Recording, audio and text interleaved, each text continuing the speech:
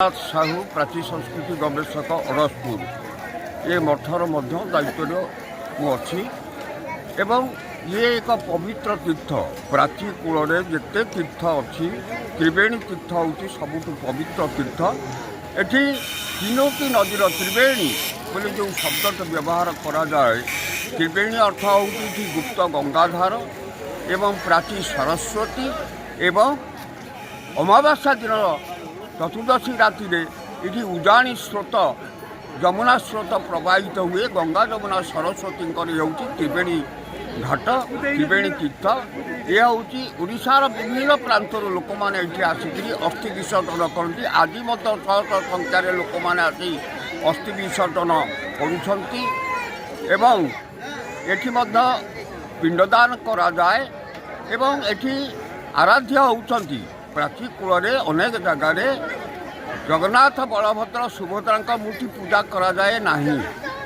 जहाँ बर्तमान प्रचलित कर जगन्नाथ मंदिर किंतु यह हूँ प्राचीनतम पीठ जो जगन्नाथ बलभद्र सुभद्रा दारू विग्रह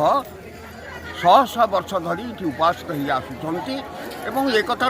कविराज जयदेव त्रिवेणी तीर्थर स्नान कर त्रिवेणी माधव को दर्शन कर कथा वैष्णव लीलामूर्तर ग्रंथ में वर्णित होती ये हूँ पवित्र तीर्थ और आज दिन में आमर जो भापुर नाथ भाई मैंने अच्छा नाथ संप्रदाय लोक मैंने हूँ पवित्र तीर्थ राजा जमी देते निमापड़ा एरिया खंजापड़ा दिखाई से जमी से आदाय कर वर्षक चलिए एवं आज दिन भक्त मान प्रसाद बंटन करेंगे ये हूँ गोटे विचित्र परंपरा शह शह वर्ष धरी यही परंपरा प्रचलित से रात्र उजागर रहीकि भजन समारोह करती एवं भक्त मान जो मैंने तीर्थ स्नान करती से प्रसाद बंटन करते ये हूँ ये क्षेत्र में गोटे विचित्र परंपरा पवित्र नदी एवं पवित्र घाट अस्माभि जाति देवतों महत् सुप्रतिष्ठित महत् व्यक्ति मान द्वारा निर्धारित स्थान होती पवित्र तीर्थ तेणु से ही पवित्र तीर्थ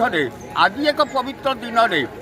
गत रात त्रयोदशी राति थिला रटंती कालिका बुड़ एवं आज हूँ माघ चतुर्दशी बुड़ त्रिवेणी अमावास्या जो त्रिवेणी अमावास्या तीर्थ स्नान कथाटा त्रिवेणी अमावास्या दिन चतुर्दशी राति भक्त मान आसी रुंड हुअती एवं राति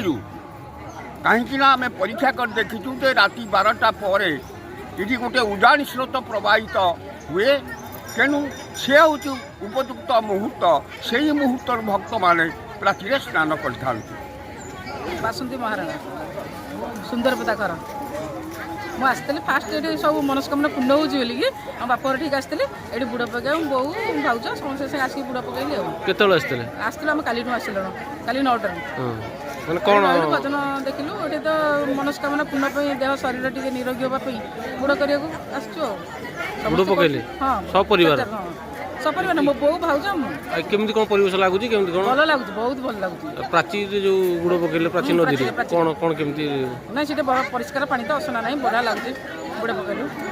ପ୍ରତ୍ୟେକ ବର୍ଷ ଏମିତି ଆସିବେ ଆସିପାରିବୁ ନାହିଁ କହିପାରିବୁନି ଏ ବର୍ଷ ଫାଷ୍ଟ ଆମେ ତ ଦୂରରେ ରହୁଛୁ ନା